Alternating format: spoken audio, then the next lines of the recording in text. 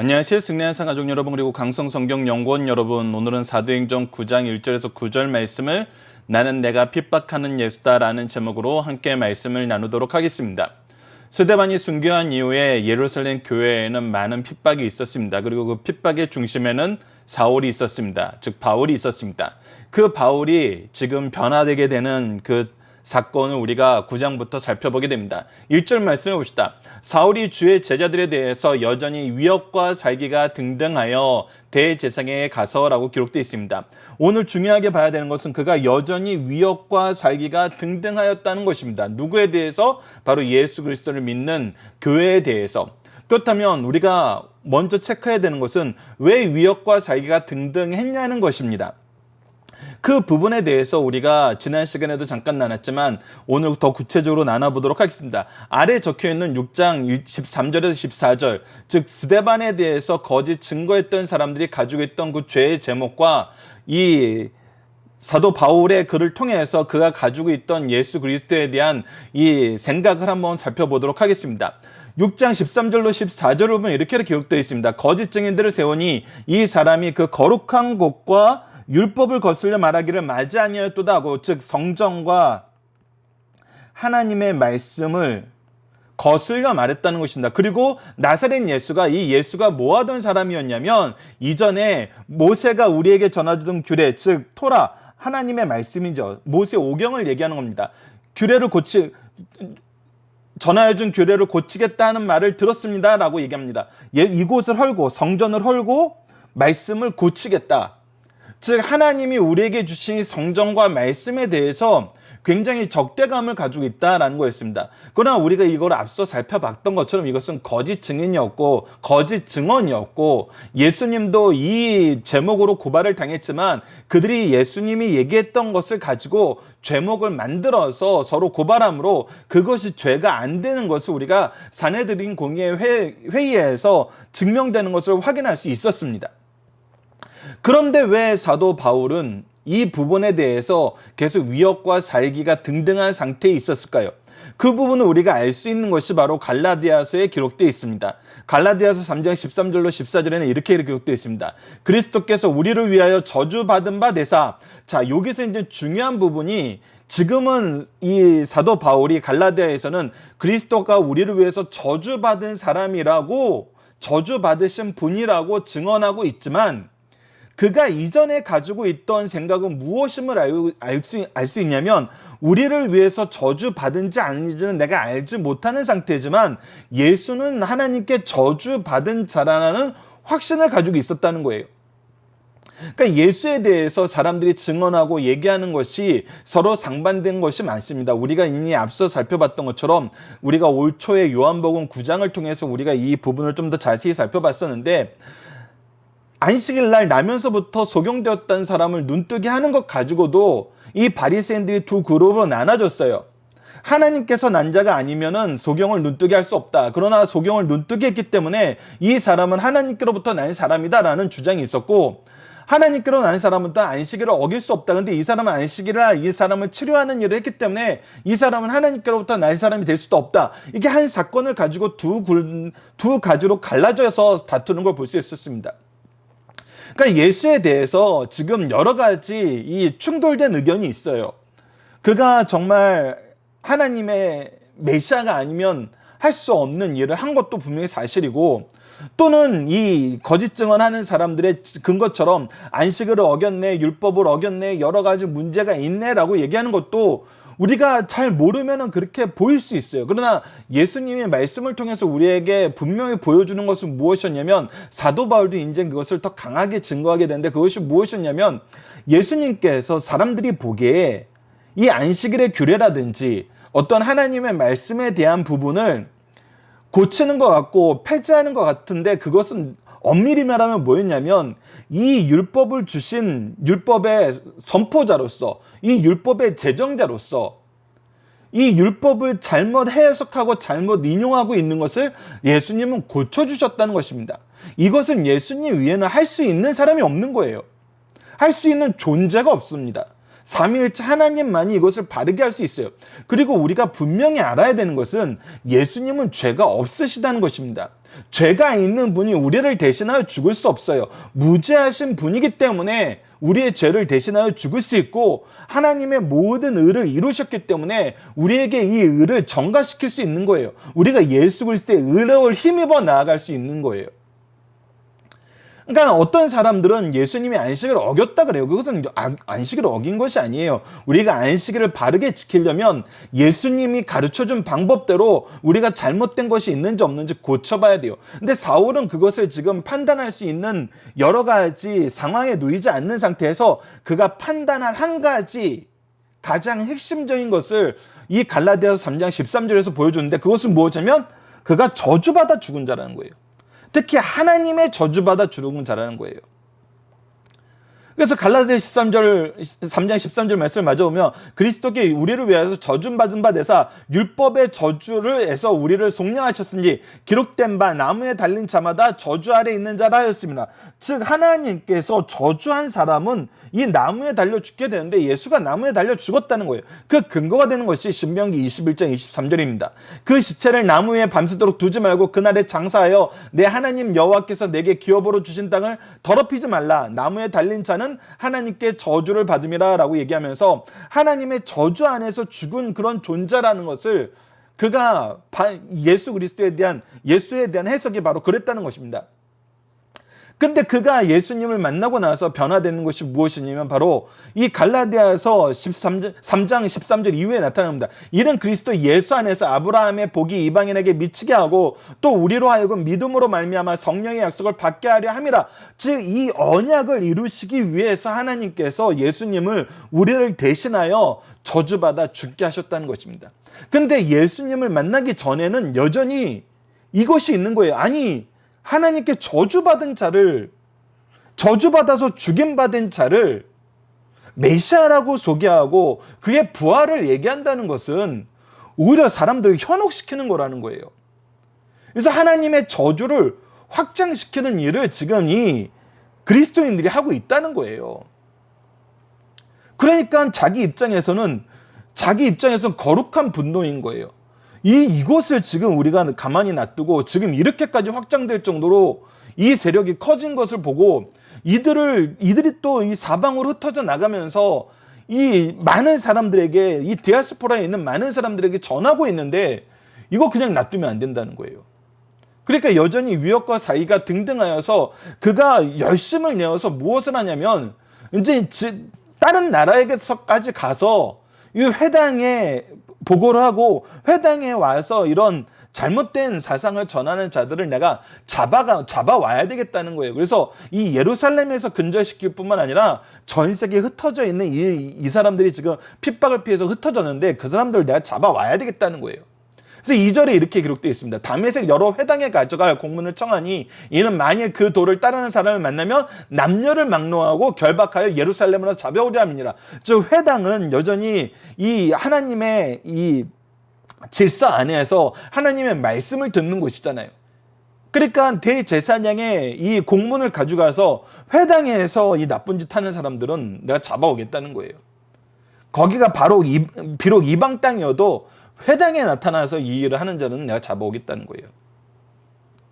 그래서 이 공문을 갖고 회당장들을 찾아가서 협조를 얻고 실제로 잡아가기 위해서 오는 겁니다. 3절을 보시죠. 근데 새로운 일을 그가 경험하게 됩니다. 새로운 것을 알게 되는 거예요. 사울이 길을 가다가 다메섹에 가까이 이르렀으니 호련히 하늘로부터 빛이 그를 둘러 비추는지라. 땅에 엎드려서 들음에 소리가 있어 이르시되 사울아 사울아 내가 어찌하여 나를 박해하느냐라고 나타나고 있습니다. 자, 이것을 통해서 우리가 무엇을 알 수 있냐면 지금 사울이 그가 경험하지 못한 경험을 하고 있어요. 호련히 하늘로부터 빛이 그를 둘러 비추고 있어요. 그리고 땅에 엎드렸는데 하늘에서 소리가 있는데요. 사울아 사울아 내가 어찌하여 나를 박해하느냐라고 하고 있어요. 즉 지금 사울이 직면한 것은 무엇이냐면 인간이 가질 수 없는 영광스러운 모습이에요. 구약의 성경에 나타났던 이스라엘 민족은 이것이 무엇인지 알아요. 이것은 무엇이냐면 하나님의 영광이에요.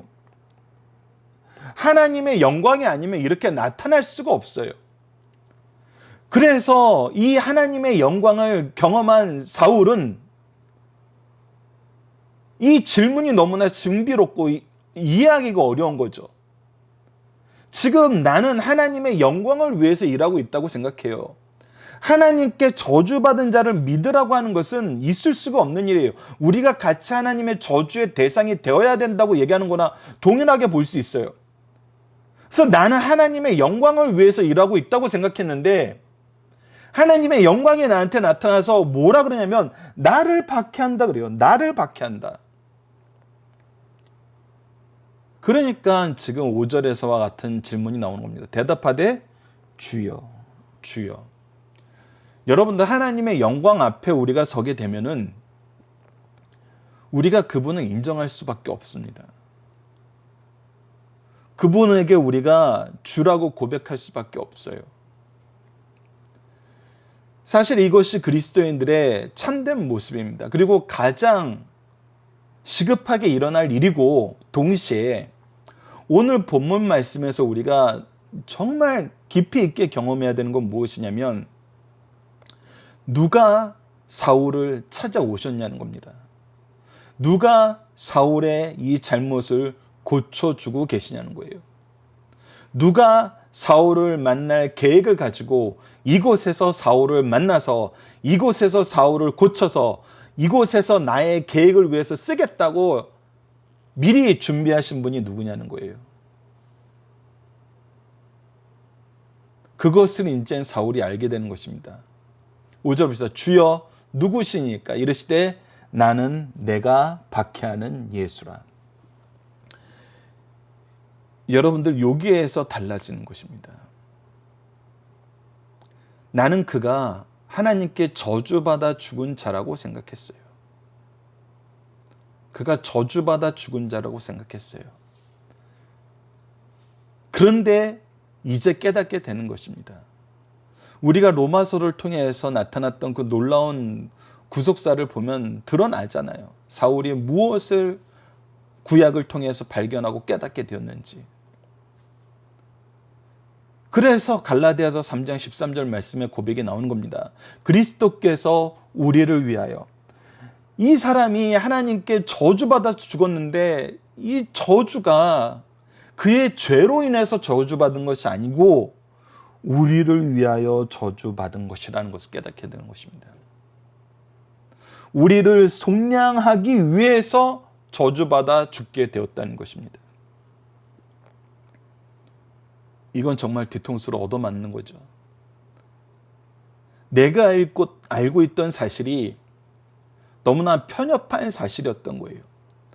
그리고 14절 말씀을 조금 전에 읽었던 것처럼 아브라함으로부터 시작한 이 언약의 사건 안에서도 하나님은 우리에게 분명히 보여주고 있었던 거예요.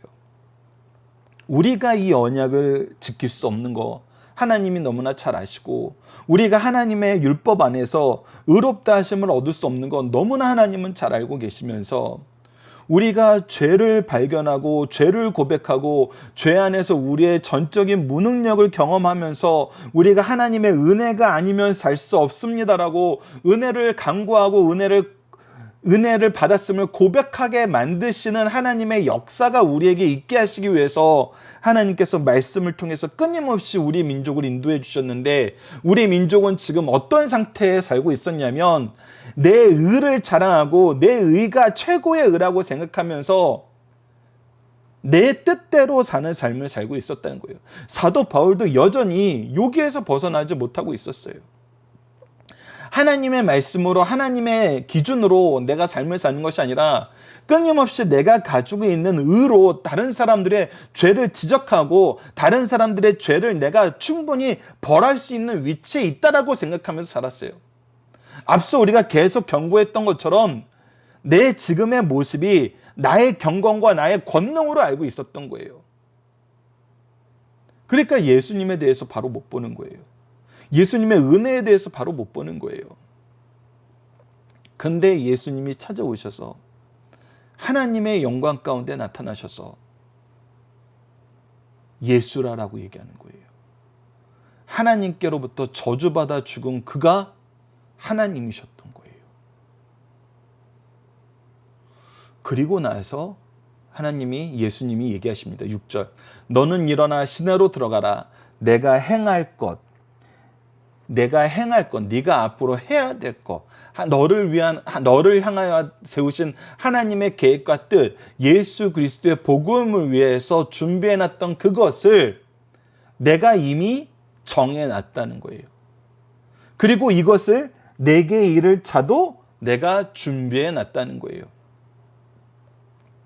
여러분들 이것을 통해서 우리가 무엇을 알게 됩니까? 사도 바울이 이것을 통해서 무엇을 고백하게 되는지 그 아래 갈라디아서 말씀과 에베소서 말씀을 봅시다. 갈라디아서 1장 15절에서는 이렇게 기록되어 있습니다. 그러나 내 어머니의 태로부터 나를 택정하시고 그 은혜로 나를 부르시니가. 즉 내가 어머니의 뱃속에 있을 때부터 나를 선택하시고 은혜 안에서 나를 자라게 하셨다는 거예요. 은혜 안에서 하나님의 일꾼 되게 만드셨다는 거예요. 내가 하나님을 만난 거, 하나님을 알게 된 거, 하나님의 일꾼 된 거, 하나님의 일을 이룬 거, 모든 것이 하나님의 은혜 안에서 나를 부르신 이의 역사 안에서 이루어진 것이라는 겁니다. 그 예배소서 1장 4절에서 7절을 보시죠. 곧 창세전 그리스도 안에서 우리를 택하사 우리로 사랑 안에서 그의 앞에 거룩하고 흠이 없게 하시려고. 즉 우리를 사랑하시니 하나님의 사랑의 계획은 창세 전부터 진행되고 있었다는 거예요. 우리의 상상 이상이라는 거예요. 우리가 알고 있는 그 인식 그 이상에서 그 훨씬 더 전부터 훨씬 더 깊게 훨씬 더 놀랍게 우리를 향한 하나님의 뜻이 있었다는 것입니다. 그리고 그 뜻은 무엇이냐면 그의 사랑 안에서 거룩하고 흠없게 하려 하시는 것이었다는 거예요. 그의 사랑 안에서 우리가 그의 거룩함 안에서 그와 함께 사는 거라는 거예요. 그 기쁘신 뜻대로 우리를 예정하사 예수 그리스도로 말미암아 자기의 아들이 되게 하셨으니 그래서 예수 그리스도께서 오셨다는 거예요. 그래서 예수 그리스도께서 우리를 대신해서 저주를 받고 우리를 대신하여 죽으시고 우리를 의롭다 하시기 위해서 부활하셨다는 거예요.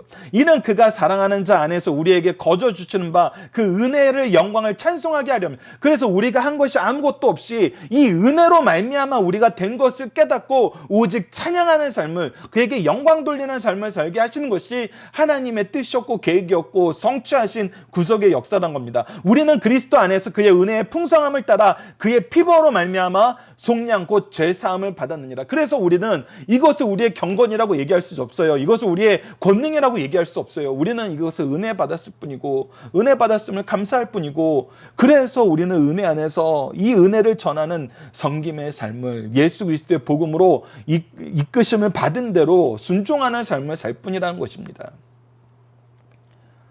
이 담의 세계 경험을 통해서 예수 그리스도를 만나고 예수 그리스도 안에서 살게 되면서 사도 바울이 고백한 이 갈라디아 말씀과 에베소서 말씀 여러분들도 꼭 기억해 주시기 바랍니다. 이것이 얼마나 은혜되고 이 은혜 안에 있지 않으면 이 은혜 앞에 우리가 무릎 꿇지 않으면 우리가 은혜 안에서 순종하지 않으면 우리는 주님께서 내게 행하라 하신 일 그것을 따라가는 것이 아니라 사도 바울처럼 스스로 하나님의 일을 한다고 생각하면서 위협과 살기가 등등하여서 오히려 그리스도의 일꾼들을 박해하는 삶을 살 수 있습니다. 우리가 정말 조심하고 깊이 있게 봐야 될 부분입니다. 그리고 계속해서 봅시다. 7절에 같이 가던 사람들은 소리만 듣고 아무도 보지 못하여 말을 못하고 서 있더라. 그러니까 이것이 다른 사람들에게는 사도 바울처럼 이게 풍만하게 임하지 않은 거예요. 그리고 나서 사울이 일어났는데 이제 더 놀라운 일이 있는 겁니다. 8절 보면 사울이 땅에서 일어나 눈을 떴으나 아무것도 보지 못하고 사람의 손에 끌려 다메섹으로 들어가서 자, 지금은 자기가 원하는 것을 보고 원하는 일을 하기 위해서 원하는 대로 살고 있었어요. 근데 지금 그가 볼 수 있는 것이 아무것도 없는 상태예요.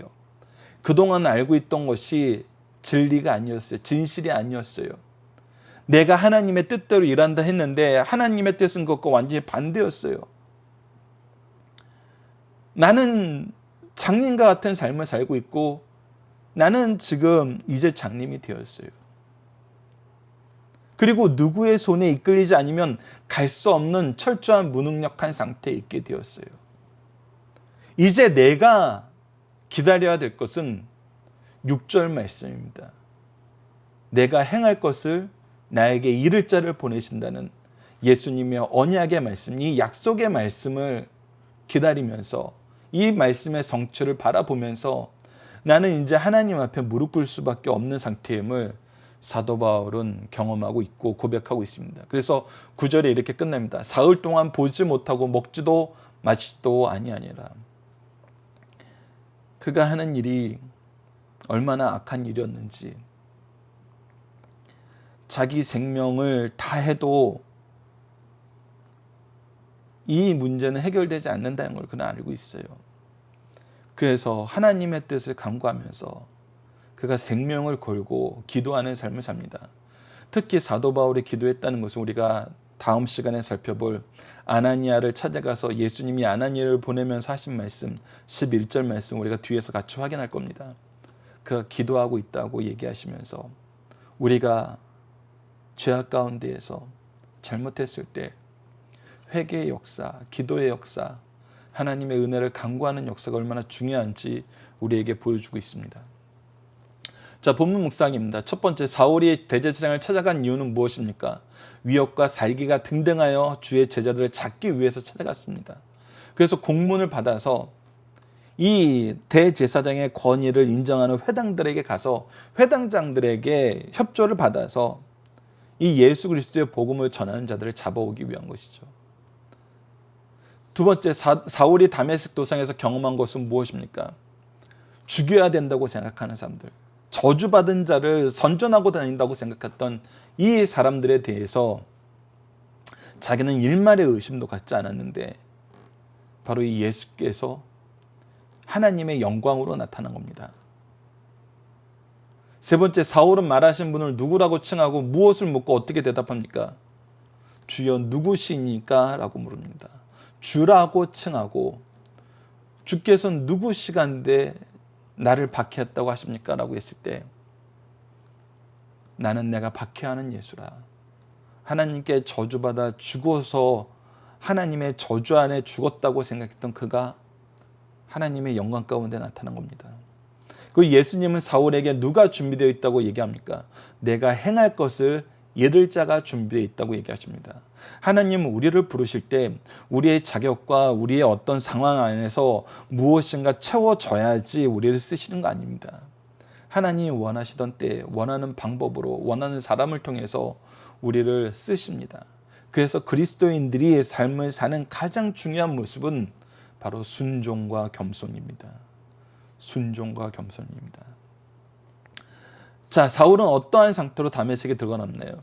그가 자기가 원하는 것을 보고 원하는 것을 결정하고 원하는 일을 하는 삶을 살았지만 이제 아무것도 볼 수 없고 아무것도 할 수 없고 이끌려 갈 뿐이었습니다. 그리고 우리가 앞서 말했습니다. 11절 주께서 이르시되 아나니아를 찾아가서 이르시는 것입니다. 일어나 집 가라 하는 거리로 가서 유다의 집에서 5 사울이라 하는 사람을 찾으라. 그가 기도하는 중이라 라고 얘기하고 있습니다.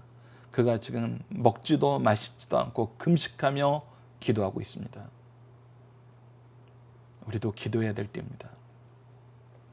자, 본문의 중심 사상입니다. 스데반의 순교로 인하여 예루살렘 교회가 핍박을 받게 되었고 교회의 핍박은 복음이 확산되는 결과를 가져왔습니다. 복음의 핍박과 확산에서 주역으로 비춰진 인물은 스데반과 빌립 두 집사입니다. 이후로 말씀에서는 복음이 이방 세계로 확산되는 데 있어서 두 사람을 회심시키는 사건으로 이루어집니다. 9장에서는 사울이라는 박해자를 전도자로 전환시키고 10장에서는 고넬로라는 이방인이 오순절에 임했던 성령 충만을 받아 사마리아 사람뿐만 아니라 이방인들도 복음에 합류시키는 역사적인 사건이 일어납니다.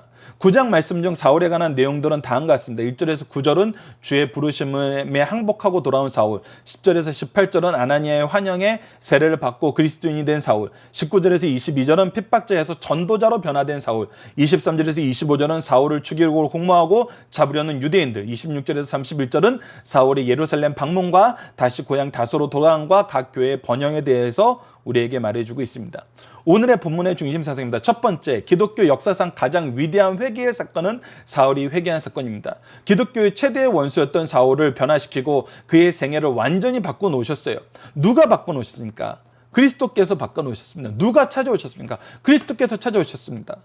이 모든 것을 준비하고 실행하신 분이 누구십니까? 하나님이십니다. 그래서 사도 바울은 분명하게 얘기합니다. 하나님의 은혜 안에서 창세 전부터 내가 태에 있을 때부터 은혜 가운데 살았다고 고백할 수밖에 없습니다. 기독교인들을 잡아 죽이려고 혈안이 되었던 사람이 변화되어 복음을 전파하며 그리스도를 위한 고난을 감수하고 후에는 목숨까지 내어놓았습니다. 얼마나 놀라운 일입니까? 이러한 변화를 생생하게 우리에게 가르쳐주고 있습니다. 두 번째, 교회와 성도에 대한 태도는 바로 예수님에 대한 것으로 간주됩니다. 사울이 예수를 만난 적도 없고 예수께 직접 해를 끼친 적도 없으나 교회와 성도를 핍박한 것이 바로 주님을 핍박한 것이 되므로 예수님께서는 사울아 사울아 내가 어찌하여 나를 핍박하느냐고 반문하였습니다. 오늘도 교회와 성도에 행하는 선악간의 모든 일은 곧 죽게 행한 일로 간주되는 것을 가르쳐주는 말씀입니다. 세 번째, 예수 안에서 새롭게 된 바울입니다. 사울은 예수님을 새롭게 발견하고 보게 되자 모든 것에 대하여 새로운 안목을 갖게 되었고 모든 것을 다시 보게 되었어요. 왜 예수께서 그리스도이시고 왜 예수님을 통해서만이 우리가 구원받게 되었는지, 그는 구약의 말씀을 통해서 그동안 그가 배워왔던 말씀, 하나님께서 그의 인생을 이끌어 주시면서 정말 좋은 조건에서 좋은 환경에서 이 모든 것을 배우게 하신 그의 경험과 학문과 모든 삶의 역사를 통해서 하나님의 은혜의 말씀을 더욱더 깊이 보게 된 것입니다. 자신을 의인 중에 의인이라고 했던 자가 주님을 통해서 자신을 바라보게 되니 자기는 죄인 중에 괴수임을 깨닫게 되었습니다. 이후 성도에 대해서는 증오와 살기로 뭉쳤으나 이제는 사랑의 빚진 자가 되어 겸손한 자들로 섬기게 되었습니다. 예수님에 대하여는 하나님을 모독한 중죄인이요 그 죄값으로 십자가에 처형되어서 역사에서 사라진 죄인으로 보았으나, 앞서 말한 것처럼 저주받아 죽은 자로 보았으나 진리에 대해 눈을 뜨고 보니 예수님은 하나님의 아들이시오 오시라 예언된 기록되었던 바로 그 메시아요 인간의 죄를 대속하시고 십자가에 죽으사 부활하신 우리의 구속주이심을 알게 되었고, 그를 통한 속량의 역사, 부활로 하여금 의롭게 하심의 역사를 그가 로마서를 통해서 얼마나 놀랍게 전했는지 우리는 앞서 살펴볼 수 있었습니다. 이것을 통해서 이 경험이 이제 우리의 경험인 것입니다. 여러분들, 우리가 은혜 가운데 있다는 것 중에 더 놀라운 것은 무엇입니까? 사도 바울은 그가 잘못된 생각과 잘못된 기준을 가지고 살면서 오히려 핍박하는 삶을 살다가 되돌이키고 더 놀랍게 예수 그리스도의 복음을 전할 수 있었습니다. 우리가 왜 사도 바울보다 더 은혜 안에 있는 사람입니까? 우리는 사도 바울처럼 그 잘못된 곳에서 극심한 죄악을 저지르지 않고도 하나님께서 우리를 인도하여서 이렇게 하나님의 자녀 삼아주셨잖아요. 하나님의 말씀의 이 놀라운 진리를 사도 바울보다 사실 우리는 더 풍성하게 누리고 있습니다. 그래서 이 복음을 접한 사람은 이 복음의 은혜와 능력 안에서 정말 승리할 수밖에 없어요. 사울이 받은 변화보다 우리가 받은 변화가 더 놀랍고, 사울을 통해서 이루시는 일보다 우리를 통해서 이루시는 일이 더 놀라울 수 있다는 거, 우리가 이미 예수님께서 요한복음 14장을 통해서 약속하신 그 말씀이 이 제자들을 통해서 새롭게 선출된 일꾼들을 통해서 또 이 회심하고 돌아온 바울을 통해서 일어나는 것을 보고 왜 이 말씀이 우리에게는 있지 않을 거라고 생각하는지, 우리도 또한 이 신앙의 선조들처럼 말씀에 순종하고 겸손히 은혜 안에서 살 때 우리를 통해서 이루시고자 하신 하나님의 놀라운 역사가 성취된다는 것을 우리도 기억을 해야 됩니다. 이 바울의 역사, 사도행전의 역사는 여러분 우리에게 약속된 역사입니다. 우리에게 약속된 역사입니다. 이 역사의 주인공들이 어떤 상황 속에서도 승리했다면은 우리도 어떤 상황 속에서 승리하게 됩니다. 그러나 그래서 우리가 주의 깊게 봐야 되는 것은 이들을 부르신 하나님의 방법과 하나님의 뜻과 하나님의 방향입니다. 우리가 하나님과 동일한 뜻 안에서, 방법 안에서, 방향 안에서 살지 않고 사울처럼 내가 생각하는 것을 이루려고 하는 삶을 살면은 오히려 우리는 죄를 더할 뿐입니다. 그러나 하나님의 뜻과 일치되었을 때, 예수 그리스도의 부르심의 뜻과 일치되었을 때 하나님은 분명히 보여줍니다. 우리는 승리한다는 것을. 본문 다지기입니다. 첫 번째, 사울이 복음에 대해서 왜 그렇게 극에 달한 핍박을 행했을까? 이 부분 앞부분에서 자세하게 설명했었고 앞부분에 설명했던 말씀들을 다시 한번 정리해 놨습니다. 이 부분 여러분들께서 다시 한번 묵상해 주시길 부탁드립니다. 두 번째, 사울이 그리스도를 만난 후 다시 생각하게 된 것은 무엇입니까? 그가 자기가 원하는 대로 자기가 행하는 일, 자기가 생각했던 결론에 의해서 모든 것을 살았지만 이제 예수님께서는 뭐라고 얘기하냐면 사도행전 22장 10절에 그가 이 다메섹 도상의 사건을 다시 한번 증언하면서 이렇게 얘기합니다. 내게 이르되 주님 무엇을 하리이까? 주께서 이르시되 일어나 다메섹으로 들어가라. 내가 내게 해야 할 것을 거기에 누가 이르지라 하시오늘. 즉 이제 내가 주님 무엇을 하리이까? 라고 얘기하면서 주님께 물어보는 삶을 삽니다. 내가 결정하고 내가 원하는 것을 하는 삶을 사는 것이 아니라 주님께 물어보고 주님의 뜻을 이루는 삶을 산다는 것입니다. 우리가 예수님을 만나고 예수님 안에서 살게 되면은 이것이 너무나 분명해집니다. 여러분들, 우리가 착각하는 게 있어요. 우리가 원하고 우리가 하고 싶은 일을 하면 우리가 행복해지고 우리가 하고 싶은 일을 하는 것이 승리라고 생각하는 경우가 있어요. 틀린 거예요. 오늘 바울의 사건처럼 오히려 죄를 더하는 사건이 될 수 있고 우리가 멸망으로 가는 일이 될 수 있어요. 우리가 정말 행복하고 우리가 정말 능력 있게 우리의 인생을 하나님의 영광 가운데 정말 드리는 삶을 사는 것은 주님 무엇을 하리이까? 라는 이 질문에 하나님께서 이 질문 속에서 살고 우리에게 주신 그 명령 안에서 사는 거예요. 그래서 다시 한번 강조하지만 그리스도인에게 가장 중요한 것은 순종과 겸손입니다. 나는 하나님께 순종해서 이 모든 일이 이루어진 거예요. 그래서 이 이루어진 것이 나의 자랑과 나의 영광과 나의 경건과 나의 권능이 될 수 없어요. 오직 하나님 앞에 겸손할 뿐이고 하나님 앞에 부족한 일꾼일 뿐인 것입니다. 우리 교회의 모습에, 우리 가정의 모습에, 우리의 삶의 모습에 순종과 겸손이 사라지고 있다면은 우리가 먼저 회복해야 될 것은 이것이고 이것을 회복하게 하시는 역사는 오늘 사도 바울이 보여준 것처럼 회개의 역사입니다. 회개함이 없으면은, 회심이 없으면은 아무것도 할 수 없습니다. 다시 한번 얘기하지만 회개한다는 것은 우리가 하나님 앞에 무릎 꿇고 그의 은혜만 간구하는 삶입니다. 사도 바울은 예수님을 만나고 회개하고 하나님의 은혜만 간구합니다. 본문 적용하기를 보도록 하겠습니다. 회개의 역사는 우리에게 무엇을 깨닫게 하고 무엇을 따르게 하나요? 회개의 역사는 우리가 무엇을 바라보며 사는지를 깨닫게 합니다. 우리가 바라보면서 살았던 것이 무엇입니까? 우리의 생각과 우리의 사상과 우리의 목표였습니까? 아니면 예수 그리스도의 뜻이었습니까? 회개는 우리를 보게 만드는 것이 아니라 예수 그리스도를 보게 만드는 것입니다. 그리고 예수 그리스도의 뜻을 묻게 만듭니다. 그리고 예수 그리스도의 뜻에 순종하게 만듭니다. 오늘 사도 바울이 보여줬던 것처럼 하나님이 우리에게 뜻하시는 것이 무엇인지, 우리에게 명령하시는 것이 무엇인지 다시 한번 생각하는 시간을 살았으면 합니다. 우리를 향한 하나님의 뜻을 이루고 우리를 향한 하나님의 은혜 안에서 살면서 우리가 하나님이 우리에게 주신 사명을 감당할 때 우리는 승리하는 삶을 살게 됩니다. 회개의 역사는 우리로 하여금 예수 그리스도를 바라보게 만듭니다. 이것을 우리가 같이 경험하고 같이 계승할 수 있는 우리 승리하는 삶 가족 여러분들 되었으면 합니다. 이번 주 공동 기도 제목은 우리를 부르신 하나님의 준비하심, 우리를 사용하시는 하나님의 뜻, 우리에게 주신 하나님의 능력과 열매를 확인하며 충성하는 삶을 살게 하여 주소서입니다. 오늘 본문 말씀을 통해서는 바울의 회개를 통해 우리의 뜻과 방법과 목표가 잘못될 수 있음을 깨닫게 하심을 감사합니다. 앞으로 하나님의 뜻을 주목하며 하나님의 이끄심 안에서 준비하심 안에서 나아가야 함을 보여주시니 감사합니다. 항상 하나님의 뜻을 주목하며 하나님의 인도하심 속에서 나아갈 길을 바르게 갈 수 있도록 이끌어 주소서라고 기도하는 우리 승리하는 삶 가족 여러분들, 강성성경연구원 여러분들에게 기도합니다. 감사합니다.